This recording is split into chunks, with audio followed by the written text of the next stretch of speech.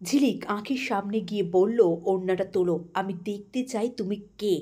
কে আড়াল থেকে আমাদের এত বড় ক্ষতি করছে। ঝিলিক তো আর জানতো না যে এটা তার বোন আঁখি। ঝিলিক আসলে বুঝতে পেরেছিল যে যারা চুরি করেছে তারা চুরি করে বেশি দূর পালিয়ে যেতে পারবে না। তাই ঝিলিক তাড়াতাড়ি পেছনের গেট দিয়ে বেরিয়ে পার্কিংয়ের কাছে আসে। আর পার্কিংয়ের কাছে এসেই সে দেখতে পায় সেম টু সেম লাল পাড় পরা শাড়ি তার মতনভাবে সেজে একটা মেয়ে দাঁড়িয়ে আছে। তারপরেই ঝিলিক সেখানে যায়। ওইদিকে রেবতী জুয়েলার্সের জুয়েলারি এক্সিবিশন, সব কিছু খুব ভালোভাবেই যাচ্ছিল, কিন্তু তার পেছনে যে একটা মাস্টার মাইন্ড আছে ওদের সমস্ত প্রোগ্রাম নষ্ট করে দেওয়ার জন্য, সেটা তো আর ঝিলিক জানতো না। এই অনুষ্ঠানের সমস্ত দায়িত্বই ছিল ঝিলিকের ওপরে, সমস্তটা। কিন্তু ঝিলিক স্বপ্নেও ভাবতে পারেনি যে সমস্ত কিছু এইভাবে শেষ হয়ে যাবে।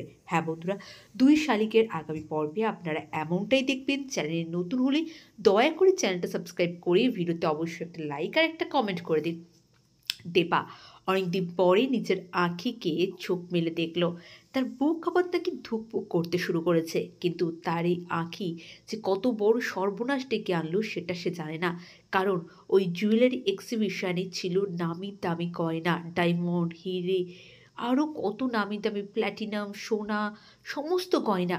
একটা গয়না ছিল না। এটা অনিমেষ রায়ের জন্য কতটা লজ্জাজনক। তার তো পুলিশ হেফাজত হতে পারে, সে অ্যারেস্ট হবে। এবারে কী করবে ঝিলিক? কীভাবে নিজের বাবাকে বাঁচাবে ওই নোংরা লোকগুলোর হাত থেকে, যারা আড়াল থেকে এমনভাবে সমস্ত কিছু করছে? তারা তো হ্যাকার, তারা ম্যাজিক জানে। তাদের ওপরে ঝিলিক কখনোই উঠতে পারবে না, কারণ তারা ম্যাজিক করে সিসিটিভি ক্যামেরাকে পর্যন্ত বন্ধ করে দিতে পারে।